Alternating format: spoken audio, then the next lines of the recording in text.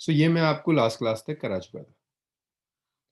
अब आप दूसरा लॉजिक यूज कीजिए और मुझे बताइए अगर रिफ्रैक्शन रेयरर से डेंसर हो रहा है। Case two, refraction is from rarer to denser medium.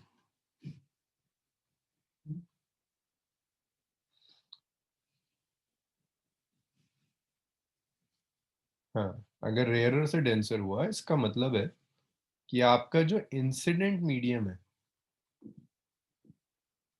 वो रेयरर, आपका जो रिफ्रैक्टेड मीडियम है वो डेंसर है।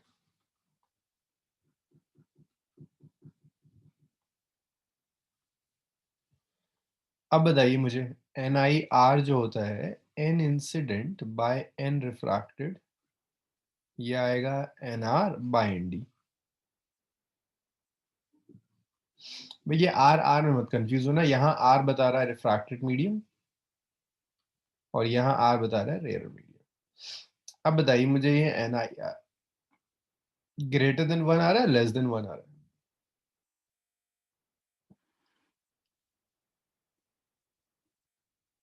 N I R is less than one, ये less than one. D apparent का रिलेशन होता है it's D real divided by N I R. So अब अगर ये एन आई आर लेस देन वन है, सो क्या लगता है आपको डी एपरेंट और डी रियल में क्या रिलेशन होगा?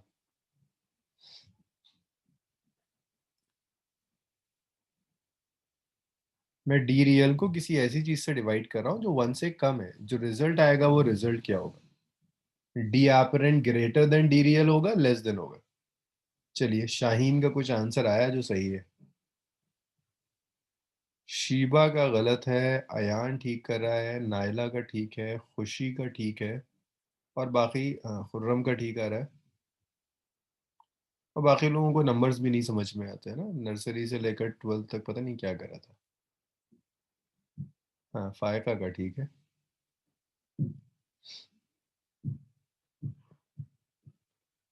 मैं जिन लोगों को ये नहीं आके दे रहा, फोर को किसी ऐसी चीज से डिवाइड कर दो जो वन से कम है, हाफ से डिवाइड कर दो, आंसर एट आ जाएगा। तो डिवाइड करने के बाद जो आ रहा है वो पहले वाले से तो बड़ा है। So if you're dividing b real by something which is less than 1, so your result is greater than dr. So your d apparent depth is greater than real depth. तो ये आपको याद रखना है कि जब रिफ्रैक्शन डेंसर से rarer होगा तो apparent depth less than real depth होगी। जब रिफ्रैक्शन रेयरर से डेंसर होगा तो apparent depth greater than real depth होगी। इसे लिख लीजिए, फिर इस पर एक कंसेप्चुअल क्वेश्चन देखते हैं। अगर आपके ये समझ में आया तो कंसेप्चुअल क्वेश्चन जरूर होना चाहिए। नहीं आया तो फिर तो कोई मसला ही नहीं है, हमेशा की तरह से कुछ कुछ रट लीजिएगा। इतना लिखिए पहले, और इसमें कोई प्रॉब्लम है तो मुझे बताइए।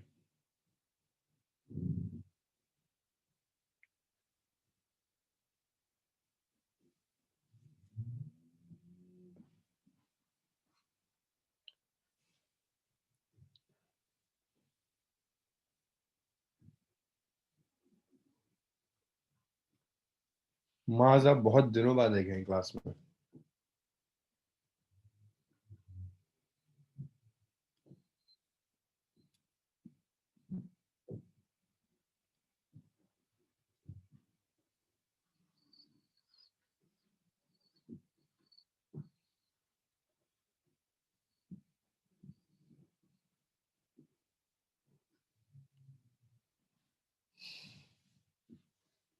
चलिए सबने लिख लिया।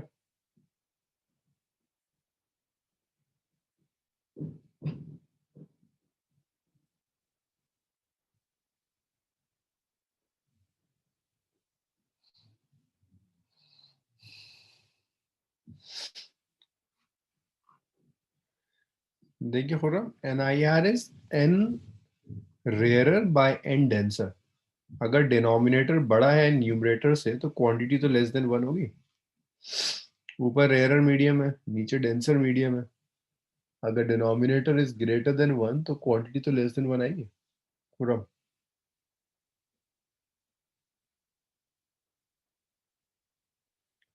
चलिए इसको मैं रब कर रहा हूँ।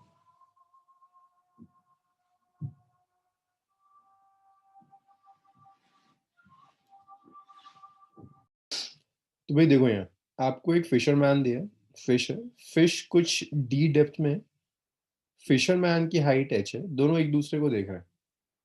आपको ये डिसाइड करना है, जब फिशरमैन फिश को देखेगा तो फिश की जो डेप्थ है वो रियल डेप्थ से कम होगी या ज्यादा होगी। जब फिश फिशरमैन को देखेगी तो फिशरमैन की हाइट क्या लगेगी, लेस देन और ग्रेटर देन दी हाइट। तो आप आंसर्स ऐसे लिख सकते हैं, पहले का लेस लिख दीजिए या ग्रेटर लिख दीजिए, दूसरे का लेस या ग्रेटर लिख दीजिए। आंसर्स लिखिए, जो दोनों पार्ट के आंसर एक साथ लिखिएगा।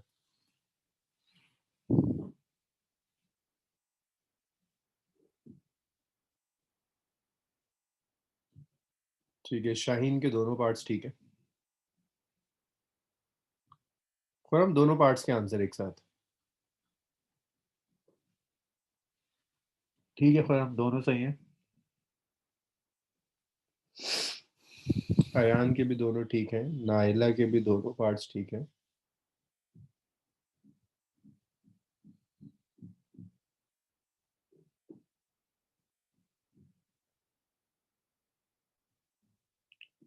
और आंसर्स, आयशा, आयशा गलत कर रहे हैं यहाँ। आयशा आपका गलत है, रेहान का ठीक है, शीबा रियाज ठीक है। आयशा सुल्तान चेक कीजिए एक बार, आप कुछ गड़बड़ कर रहे हैं। बस आपको ये डिसाइड करना है रिफ्रैक्शन है कहाँ, रेयर टू डेंसर और डेंसर टू रेयर।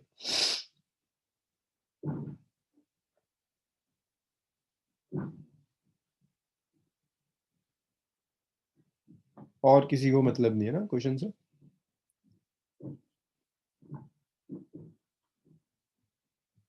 हाँ, अरमान दोनों पार्ट्स ठीक है। हबीब दोनों पार्ट्स ठीक है। अब देखिए, फिशरमैन फिश को देख रहा है, तो फिश आपके लिए ऑब्जेक्ट है,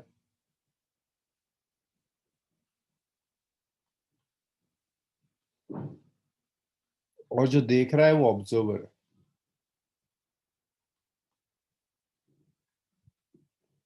फिशरमैन ऑब्जर्वर।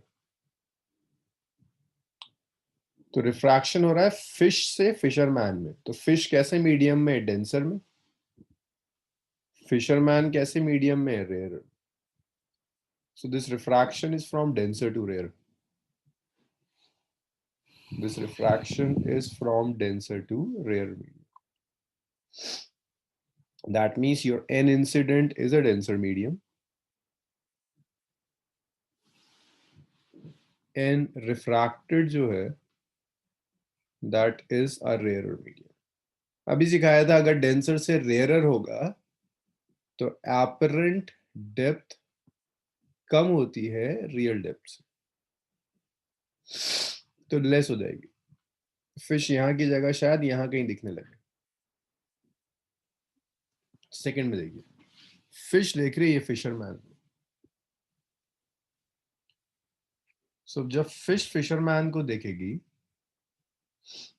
तो फिशरमैन ऑब्जेक्ट है,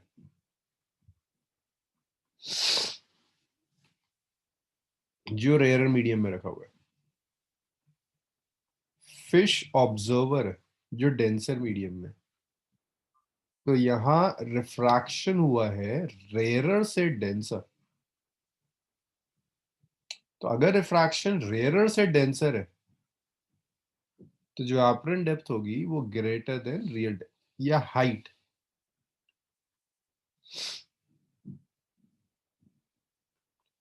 तो आप लिख सकते हैं एपरेंट जो हाइट होगी वो हाइट रियल हाइट से बहुत ज्यादा होगी। मीन्स आप इसको ऐसे समझ सकते हैं कि ये जो फिश है यहां ना दिखकर यहां दिखेगी। ये है d apparent and this is d real. Fisherman यहां ना दिखकर इसे और ऊपर दिखेगा। ये एच एपरेंट है और ये एच रियल। ज्यादा लोगों का आंसर आ गया था, कुछ लोगों ने नहीं दिया था भाई। ये क्लियर हुआ आप सबका?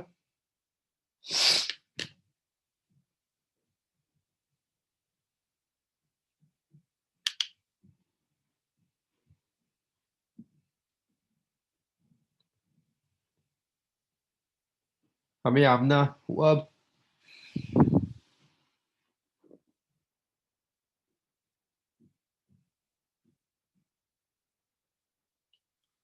सेकंड पार्ट, रुमेशा देखिए, सेकंड पार्ट में आपका ऑब्जेक्ट है फिशरमैन, फिश फिशरमैन को देख रही है, तो ये ऑब्जेक्ट है आपका। और जो फिश देख रही है ये ऑब्जर्वर है। रेज आती हैं ऑब्जेक्ट से ऑब्जर्वर तक, तो रेज जा रही हैं रेयरर से डेंसर, और जब रेस रेयरर से डेंसर जाएंगी तो apparent height greater than real होगा। क्यों होगा ये भी लास्ट सेक्शन में मैंने प्रूव कराया था कि अगर रिफ्रैक्शन रेयरर से डेंसर है तो अपरेंट जो भी डेप्थ विड्थ होगी, अपरेंट डेप्थ या अपरेंट हाइट, वो ग्रेटर होगी रियल से। अभी प्रूफ कराया था लास्ट सेक्शन में। रीजन ये बताया था कि इंसिडेंट अब आपका रेयरर है, रिफ्रैक्टेड अब आपका डेंसर है, तो NIR होता है इंसिडेंट बाय रिफ्रैक्टेड, जो लेस देन 1 आएगा। H apparent जो होगा that's H real over NIR। तो अगर ये 1 से छोटा है तो ये ग्रेटर आएगा। तो ऐसा बताइए, क्लियर हुआ ये?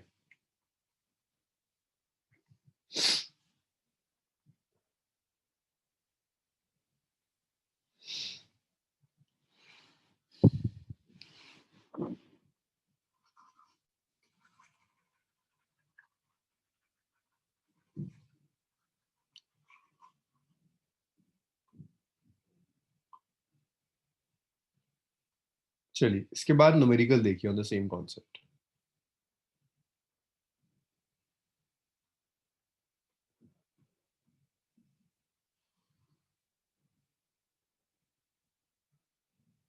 ये इंटरफेस ले लिया, ये इंटरफेस दो मीडियम को अलग कर रहा है। This is medium 1 air, this is medium 2 water. Air में एक बर्ड है, हाइट 36 मीटर है।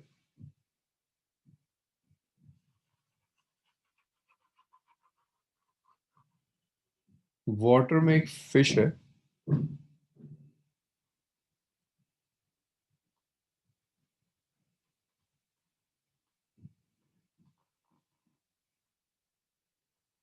Height 36 metre.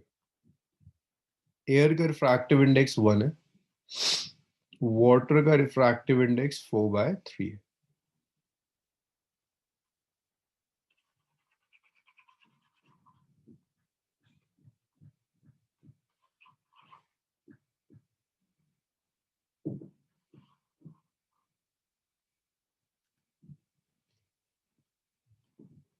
सो देखिए आपको चाहिए calculate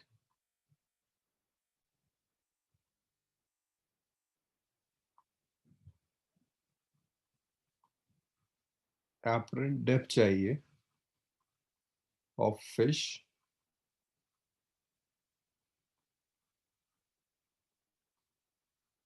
as observed by bird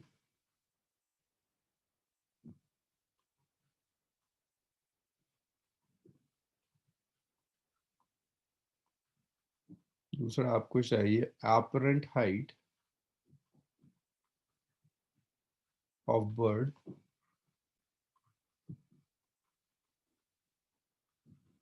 as observed by fish। चलिए लिखिए इतना, फिर आगे बढ़ते हैं।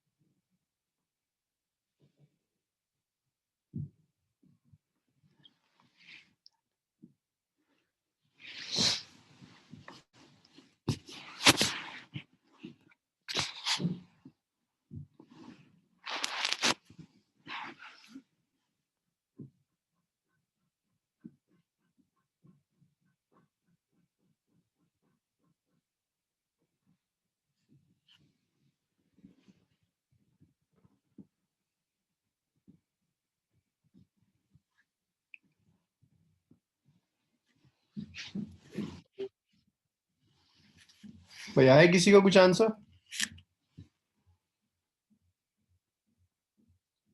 देखिए भाई, पहले तो आप सॉल्व करेंगे, उसके बाद मैं कुछ। चलिए, खुर्रम और नायला। नायला के दोनों पार्ट सही लग रहे हैं, खुर्रम ने तो एक ही कैलकुलेट किया।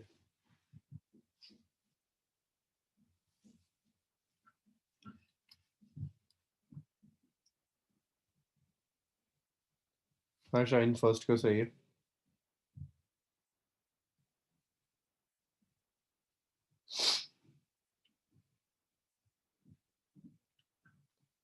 नायला, खुर्रम और शाहीन। हबीब फर्स्ट का ठीक है।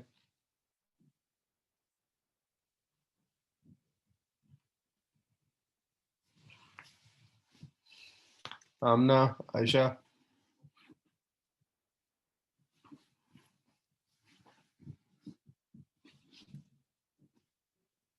ठीक है शाहीन, सेकंड भी सही है।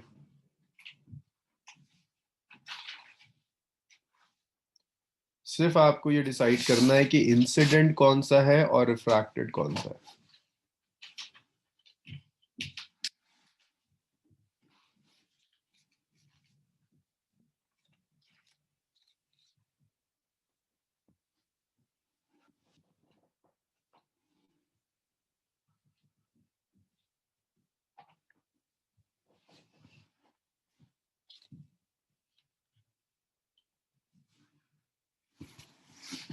आमना, फिश फिश को बर्ड देख रही है।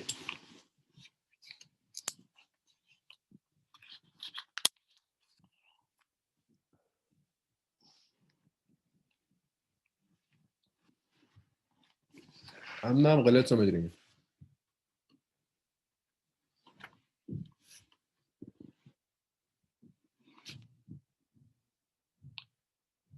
देखिए, फिश ऑब्जेक्ट है,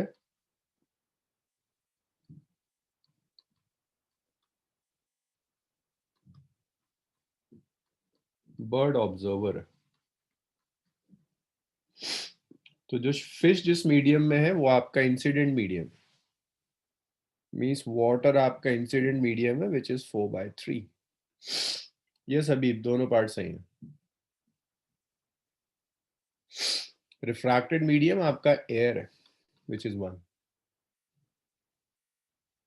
तो आप NiR निकाल लीजिए, which is Ni divided by Nr। Ni is 4/3, Nr is 1, which is 4/3। D apparent आ गया, it's D real divided by Ni। तो D real है 36, NIR is 4/3, 3 ऊपर जाएगा, 36 into 3/4।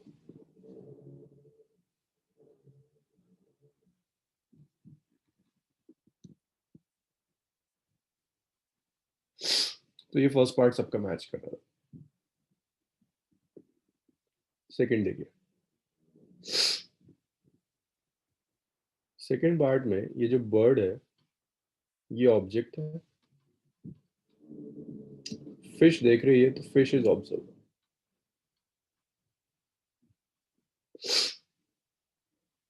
NI एयर होगा, इंसिडेंट मीडियम एयर जहां पर ऑब्जेक्ट है, which is one. Refracted medium is water,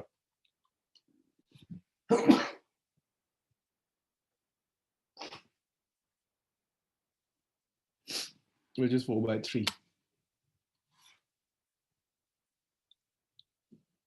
जब आप NIR लोगे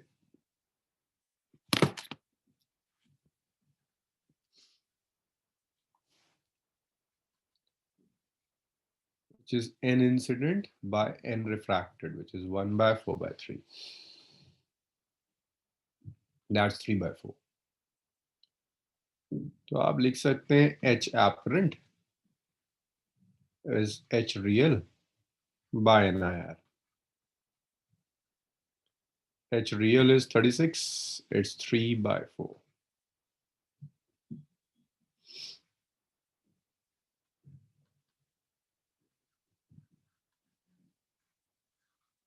भाई यहाँ तक बताइए किसको प्रॉब्लम है?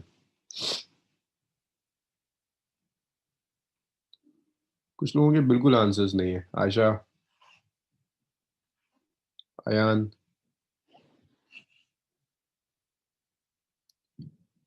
जीशान, सकलेन, माज।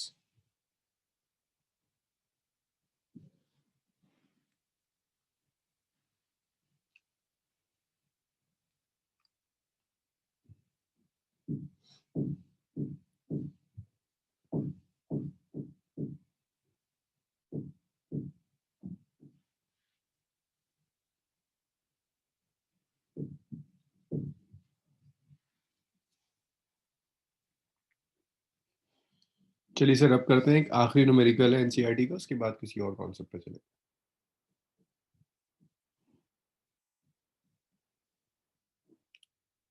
अब कर दूं सर?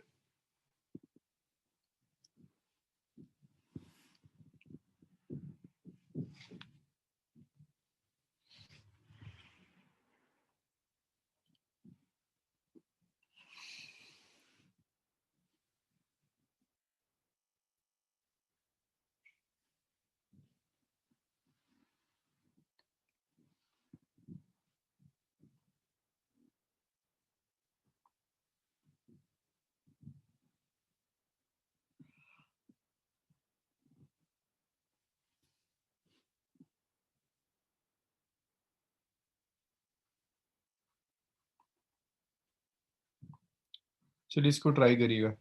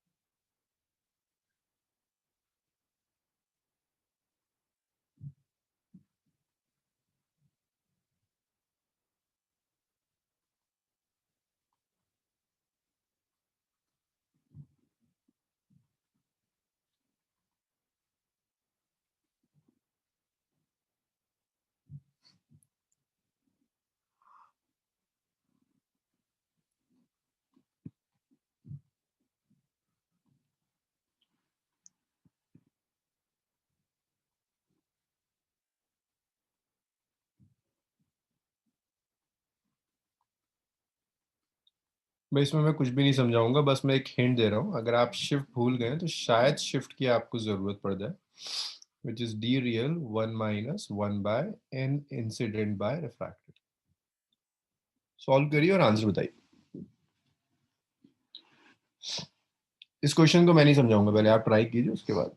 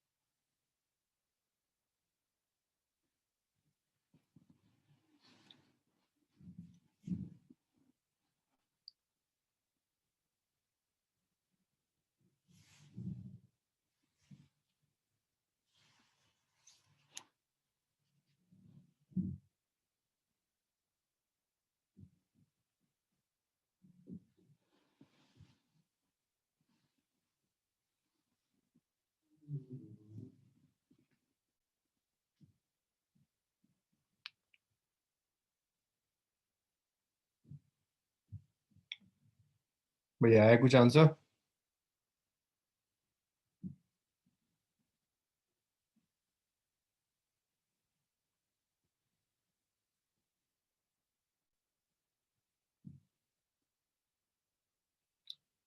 चलिए, हबीब का कुछ आंसर आया। हबीब का आंसर करेक्ट है।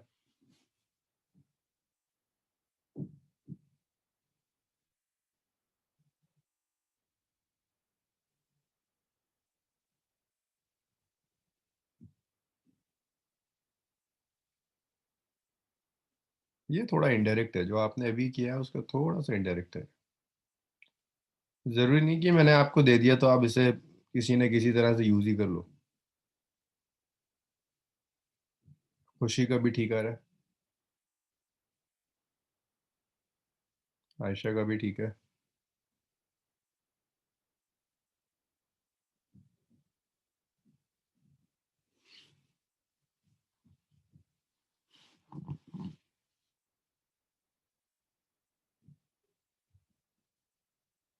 नवेद कुछ गड़बड़ है।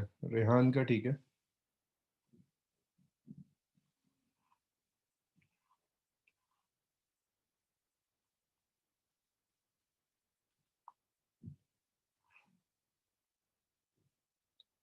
तो क्वेश्चन समझिए, आपको एक बीकर दिया हुआ है।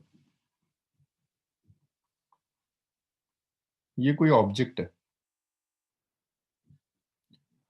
तो जैसे बात है, अगर आप इस ऑब्जेक्ट को माइक्रोस्कोप से देखना चाहते हैं तो माइक्रोस्कोप को आप फोकस इस ऑब्जेक्ट के ऊपर करोगे। लेकिन आप यहाँ ना फोकस कर कर माइक्रोस्कोप को यहाँ कहीं फोकस कर रहे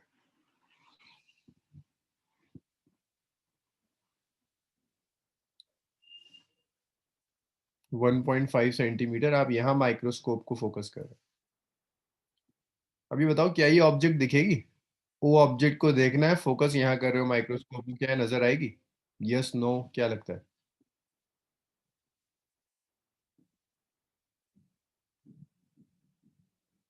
हाँ जी, बिल्कुल लॉजिकल सी बात है। फायदा यहाँ ऑब्जेक्ट है ना, माइक्रोस्कोप को मैं यूज कर कर यहाँ लगा रहा हूँ माइक्रोस्कोप को, क्या दिखेगी ये ऑब्जेक्ट?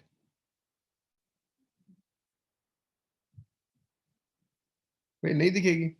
जहाँ ऑब्जेक्ट होगी वहीं तो आप माइक्रोस्कोप को फोकस करोगे। आप फोकस यहाँ क्यों कर रहे हो? आपको यहाँ करना चाहिए था। वो कहता है यहीं फोकस करना है। अब एक तरीका हो सकता है इसे देखने का, कि इस ऑब्जेक्ट को की इमेज यहाँ बनवा दो। तो अभी तो मैं ऑपरेंट शिफ्ट में सीखा था तुमने कि अगर इस पूरे में तुम वाटर भर दो तो वाटर की वजह से बॉडी रेज हो जाती है। अब इतना वाटर भर दो, इसे कह दो डी रियल। अब मुझे नहीं पता ये कितना है। इतना भर दीजिए कि ओ की इमेज ओ प्राइम पर बनने लगे, फिर तो दिख जाएगा। जब वाटर नहीं था तो ऑब्जेक्ट ओ पर थी, तो माइक्रोस्कोप को यहाँ शिफ्ट यहाँ फोकस करना था, बट आप फोकस कर रहे हो ओ प्राइम पर, तो ऑब्वियसली ये नहीं दिखेगा। तो इसे देखने के लिए आप इसमें वाटर फिल कर दीजिए, तो इस ओ की इमेज यहाँ ओ प्राइम पर बनने लगेगी और ये दिख जाएगा। तो यहाँ पर बेसिकली वो आपसे कहता है रियल डेप्थ कैलकुलेट कीजिए। आपको शिफ्ट पता है 1.5। अच्छा, तुम में से कोई ऐसा है जो मुझे एपरेंट डेप्थ बता दें या ज्योमेट्री देखकर? कोई ऐसा है जो ज्योमेट्री देखकर बता दे कि एपरेंट डेप्थ क्या होगी?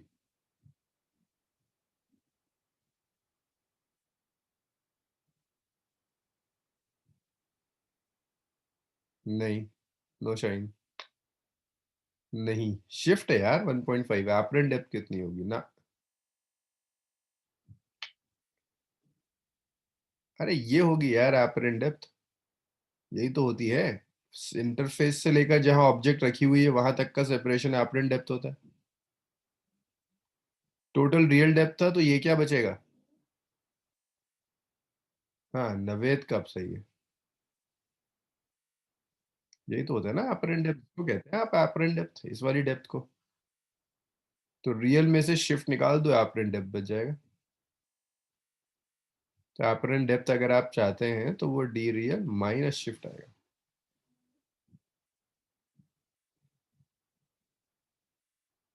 मुझे एन इंसिडेंट बता दो, ये बाहर एयर है और ये वाटर है। मुझे सिर्फ ये बता दो इंसिडेंट मीडियम कौन सा है, वाटर इंसिडेंट है या एयर इंसिडेंट है?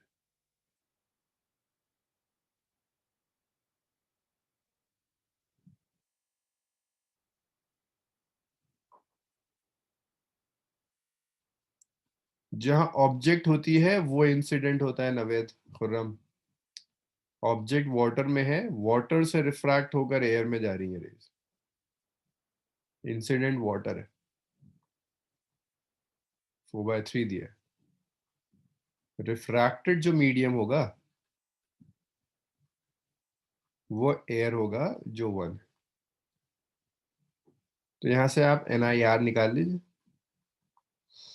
N i by n are, 4/3 आ गया।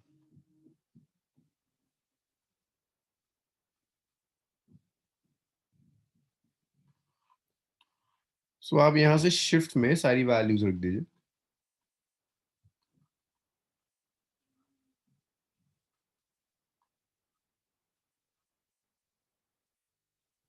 शिफ्ट कितना है? 1.5।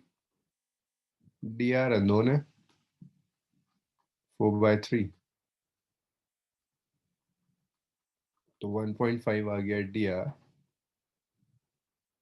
1/4। एलसीएम लोगे तो 1/4 आ जाएगा। मेरे को मैं एक स्टेप बढ़ा देता हूँ, शायद को परेशान हो जाए। एलसीएम आ गया 4, it's 4 - 3 into 1/4। 1.4 into 4, 6 centimetre is D.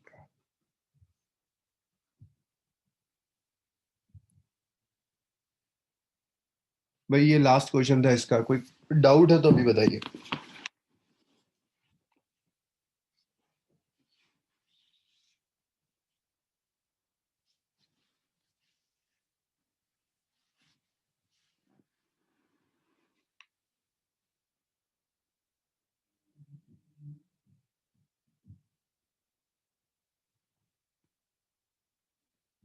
भाई इतना हो जाए तो बताइए सर, अब करते हैं फिर।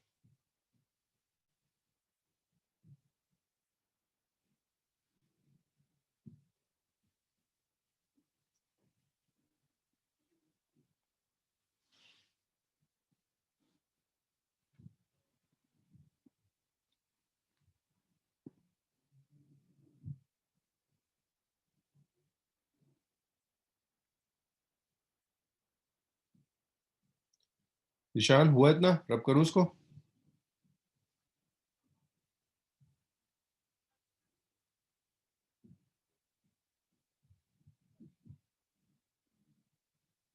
राम जिशान।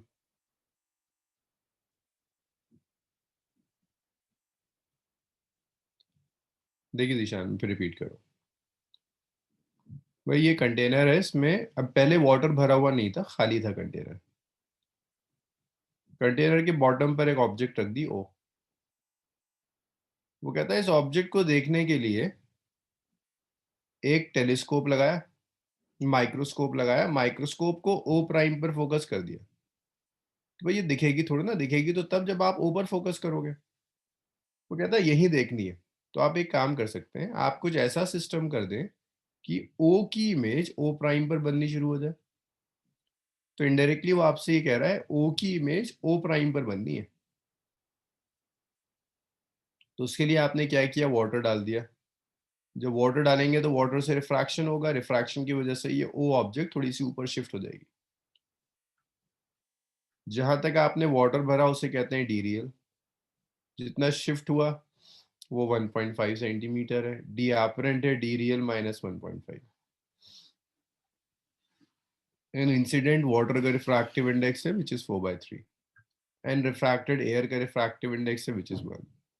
एन आई आर लिख दिया आपने, n i by n r. N i है 4/3, n r is 1 4/3। Just value substitute करेंगे इसके बाद। अभी निशान हुआ।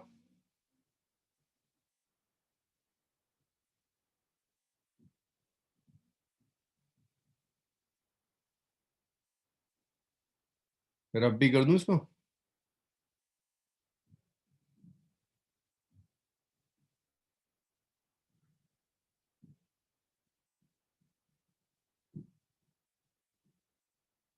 चलिए, तो ये रियल डेप्थ और एपरेंट डेप्थ के बाद नेक्स्ट टॉपिक है ग्लास स्लैब।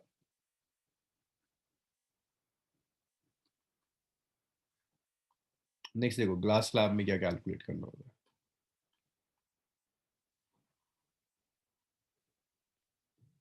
ये ग्लास स्लैब भी है, this is air, this is glass, and this is air. So incident medium और इमर्जेंट मीडियम दोनों मीडियम सेम है एग्जैक्टली। तो आपने एक रे ली,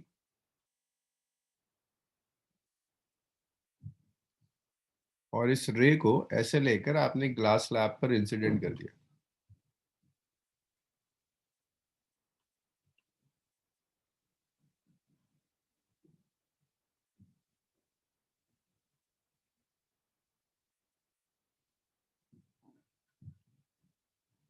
ये इंसिडेंट है, एंगल ऑफ इंसिडेंस है। रे एयर से ग्लास में जा रही है, मींस रेयरर से डेंसर मीडियम में जा रही है। तो ये बेंड कर जाएगी टूवर्ड्स द नॉर्मल, ये ऐसे करके बेंड कर जाएगी।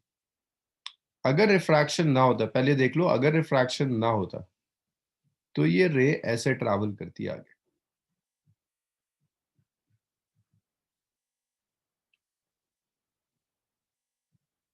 अगर रिफ्रैक्शन ना होता तो ये रे का ओरिजिनल डायरेक्शन है, रे ऐसे जाती।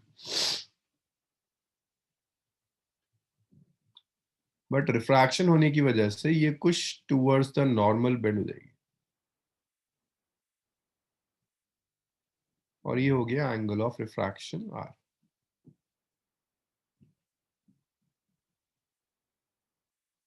ये नॉर्मल, देखिए ये वाला नॉर्मल और ये वाला नॉर्मल, दोनों नॉर्मल पैरेलल है। तो ये आर, तो ये एंगल भी आर होगा, ट्रांसवर्स, ऑल्टरनेट एंगल्स। अब रे ट्रैवल कर रही है ग्लास से एयर में। अब बताएंगे आप मुझे, टुवर्ड्स द नॉर्मल बेंड होगी या अवे फ्रॉम द नॉर्मल।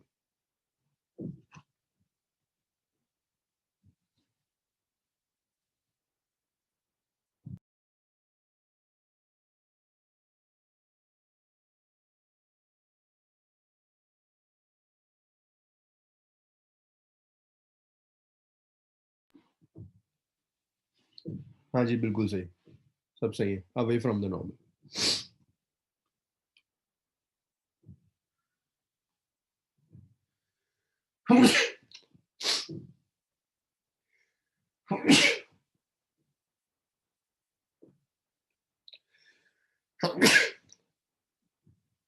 तो ये अवे फ्रॉम द नॉर्मल चली गई। ये आपकी इंसिडेंट रे है।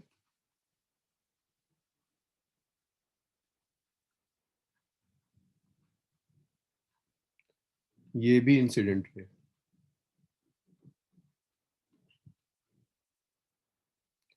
ये इमर्जेंट रे।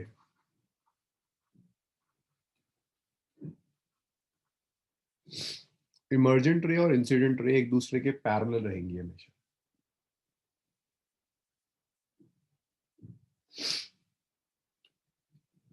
तो पहली चीज तो ये है कि अगर इंसिडेंट मीडियम और इमर्जेंट मीडियम ग्लास स्लैब में सेम होता है तो इंसिडेंट रे और इमर्जेंट रे एक दूसरे के पैरेलल हो जाएंगे।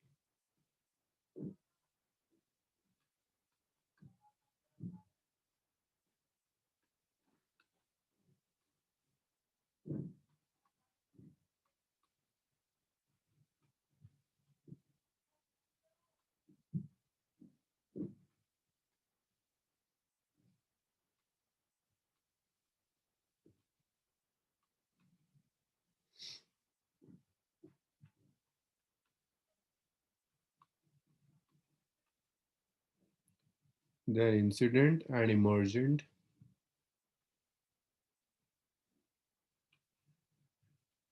तो दो रेस पैरेलल हो गए। अब देखो इन दोनों पैरेलल रेस के बीच में ये जो भी परपेंडिकुलर डिस्टेंस आ रहा है, इस परपेंडिकुलर डिस्टेंस को लेटरल शिफ्ट कहते हैं, एल से रिप्रेजेंट करेंगे। So the perpendicular distance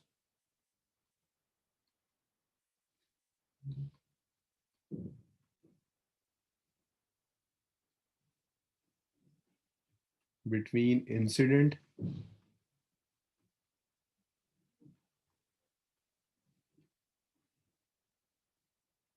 and emergent ray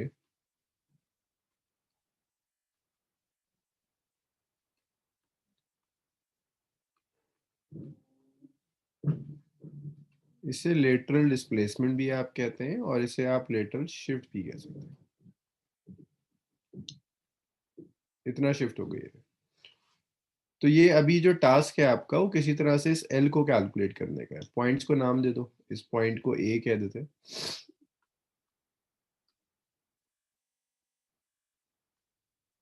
इसे बी कह देते हैं, इसे एम कह देते हैं और इसे एन कह देते हैं।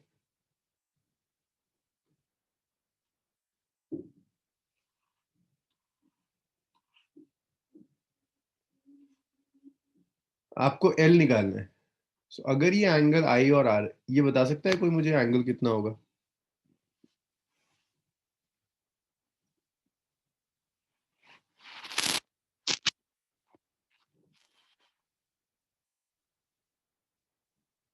Very good. शाहीन का ठीक है, आयशा का ठीक है, और किसी का? ये एंगल कितना होगा? नहीं, खुशी का गलत है। आयशा सुल्तान का ठीक था, आयशा का गलत था, खुशी का आप ठीक है, खुर्रम का गलत है। 30 कैसे हो जाएगा यार? भाई देखो, सुनो, ये आई, ये इसका वर्टिकली ऑपोजिट एंगल है, ये और ये पूरा आई होगा। पूरा आई में से आर निकल गया इधर, तो जो बचा,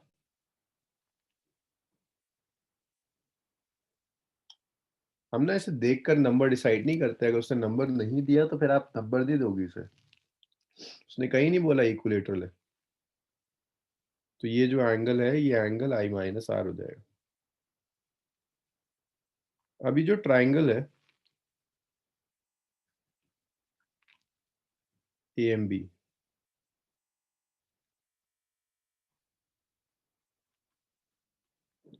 बता सकते हो उस ट्राइंगल में साइन आई माइनस आर कितना होगा?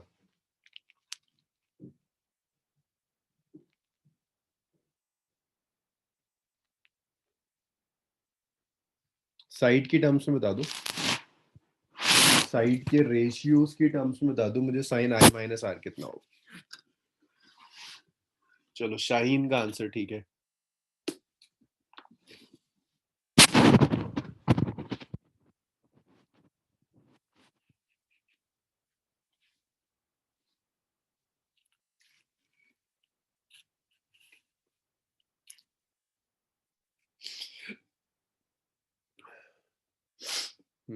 आयशा, तूबा, आयशा रेहान।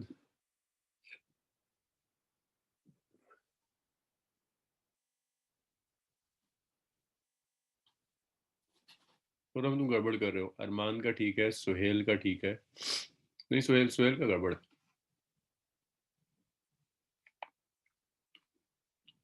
शीबा का सही है। खुरम अभी गड़बड़ कर रहा है। आमना का गलत है। हम ना साइड्स का रेशियो बचे, देखो ये एंगल है साइन थीटा होता है परपेंडिकुलर अपॉन हाइपोटेनस, तो perpendicular is B M, hypotenuse is A B, hypotenuse is A B. तो आप ऐसे लिख सकते हैं sine i minus r is B M which is L divided by A B. तो एल आ गया ए बी,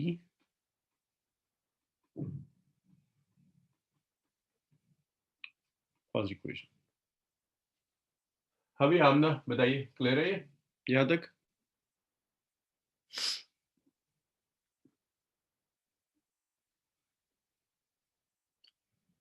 अच्छा, अब इसके बाद एक काम और करिए, अगर ये क्लियर है तो एक टर्म मैं और यूज कर रहा हूं यहां पर, इसे मैं कैपिटल डी कह रहा हूं। कैपिटल डी थिकनेस है स्लैब की।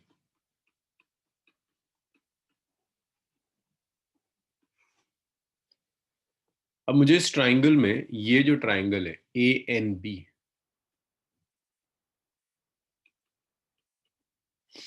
इसमें मुझे बस ये बता दो कॉस आर कितना है।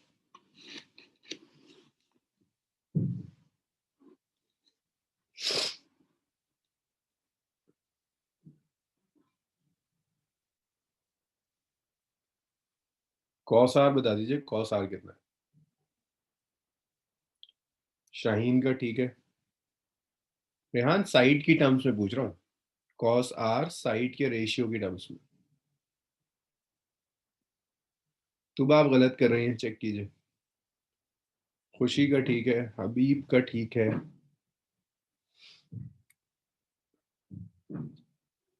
मतलब जिनके आंसर्स नहीं आ रहे हैं वो सोचिए कि इतना बुरा हाल है कि ट्रिग्नोमेट्रिक रेशियोज नहीं आके दे रही। आयशा सुल्तान का ठीक है, नाइला अब ठीक करे, आमना का ठीक है, शिबा रियाज ठीक है, खुर्रम अब भी गलत है, सुहेल गलत आ रहा है,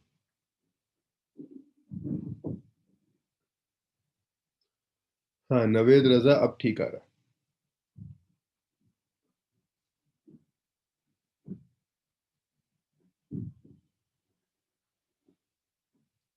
cos is based upon hypotenuse,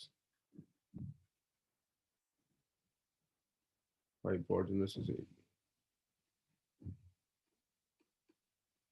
an is d by ab, ab निकाल लिया आपने d by cos।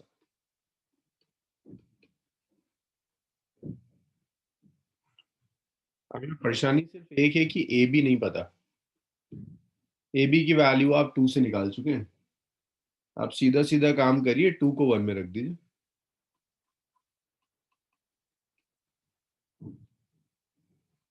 तो ये L आ गया, it's d by cos r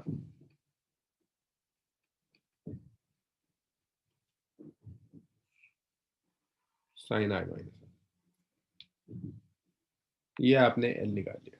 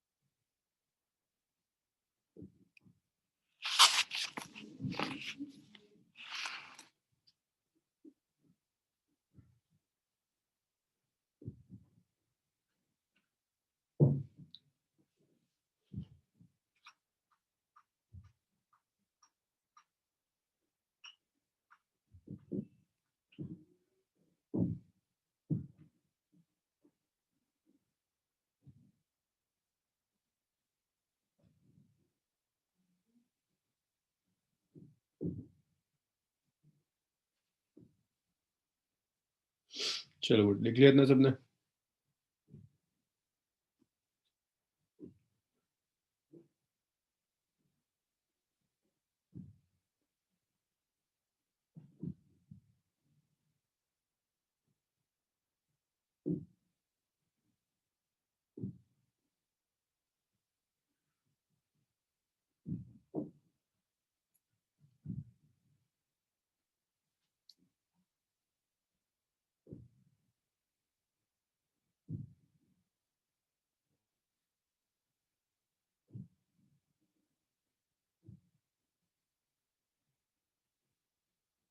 चलिए गुड।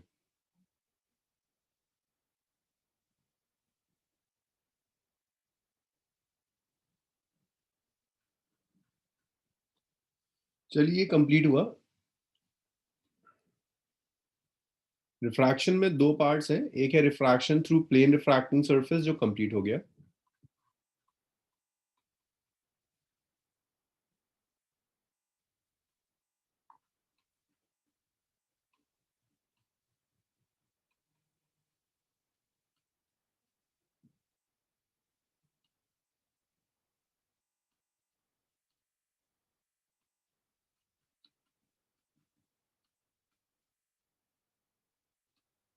नेक्स्ट है refraction through spherical refracting surface. इसको मैं आज स्टार्ट नहीं कर रहा हूँ, ये बिल्कुल इंडिपेंडेंट टॉपिक है। लाइक रिफ्रैक्शन दो अलग अलग पार्ट्स में, एक प्लेन सरफेस, एक स्फेरिकल सरफेस। प्लेन हम कंप्लीट कर चुके हैं, स्फेरिकल हम सैटरडे मॉर्निंग स्टार्ट करेंगे, अभी नहीं। आप प्लेन रिवाइज कीजिए, आज मैं इसको यहीं छोड़ूंगा, सैटरडे हम इसको स्टार्ट करेंगे, स्फेरिकल रिफ्रैक्टिंग सरफेस।